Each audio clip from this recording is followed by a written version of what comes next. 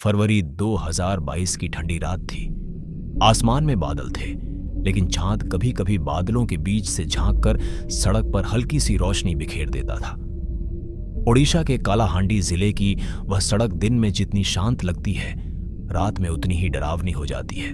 उस रात लगभग 12:15 पर एक मोटरसाइकिल सुनसान सड़क पर आगे बढ़ रही थी। मोटरसाइकिल पर दो दोस्त सवार थे, रोहित और विक्रम। दोनों रैकिया कस्बे के रहने वाले थे।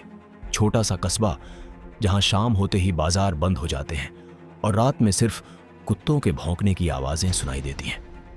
रोहित उम्र में बड़ा था, कॉलेज से पढ़ाई पूरी कर चुका था और सरकारी नौकरी की तैयारी कर रहा था। विक्रम उससे 2 साल छोटा था, लेकिन दोनों की दोस्ती ऐसी थी जैसे सगे भाई हो। उस दिन विक्रम की गर्लफ्रेंड का जन्मदिन था। वह जयपुर, ओडिशा वाला जयपुर में रहती थी। रोहित की गर्लफ्रेंड राजखरियार में। दूरी बहुत ज्यादा थी, लेकिन प्यार में दूरी कहां दिखती है। सुबह 5:30 बजे दोनों रैकिया से निकले।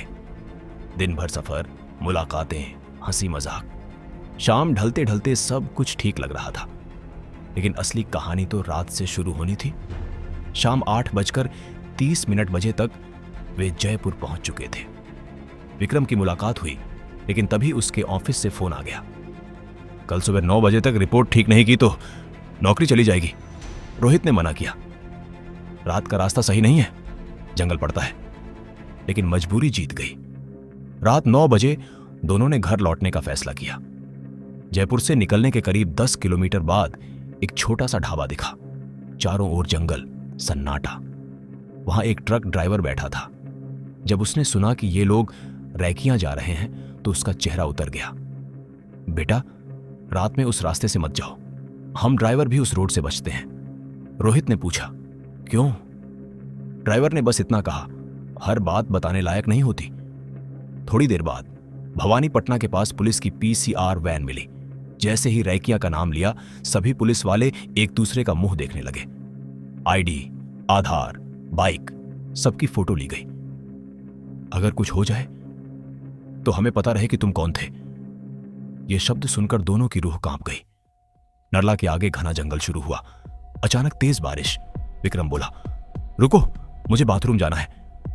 थोड़ी देर बाद वह लौटा, लेकिन रोहित ने नोटिस किया विक्रम बिल्कुल सूखा था, जबकि खुद रोहित का बदन पानी से भीगा हुआ था। आगे कुछ ग्रामीण रास्ता रोके खड़े थे। तुम अकेले हो? रोहित ने कहा। पीछे मेरा दोस्त बैठा है। गांव वाले ने कहा। कोई नहीं बैठा। रोहित ने पलटकर देखा, पीछे कोई नहीं था। उसी समय एक सुमो गाड़ी आई और उससे विक्रम उतरा। विक्रम बोला, तू मुझे पुलिस चौकी पर छोड़कर निकल गया था। लेकिन रोहित जानता था सच कुछ और है। घना जंगल, कोई रोशनी नहीं। बाइक अचानक बंद। धक्का देकर बाइक चलाई। ढलान पर बाइक रुक गई, जैसे कोई सामने से रोक रहा हो। तभी विक्रम कांपती आवाज में बोला, पीछे कोई है। शीशे में दिखा सफेद कपड़ों में एक आकृति। धीरे धीरे चलते हुए वह आकृति सड़क के बीच रुकी। अब साफ दिखा, वह एक औरत थी। सफेद बाल, हाथ में बोरा। बोरे से निकाला एक बच्चे का कंकाल। उसने हल्दी लगाई, फूलों की माला चढ़ाई और फिर जोर जोर से रोने लगी। करीब 20 मिनट तक। जब वे धीरे धीरे वहां से निकले, रोहित ने पीछे देखा। अब वो औरत पेड़ से लटकी हुई थी। सच जो सुबह बताया गया। सुबह एक बुजुर्ग ने बताया, कई साल पहले एक औरत का एक्सीडेंट हुआ था। पति और बच्चा दोनों मर गए। दुख में उसने खुद को फांसी लगा ली।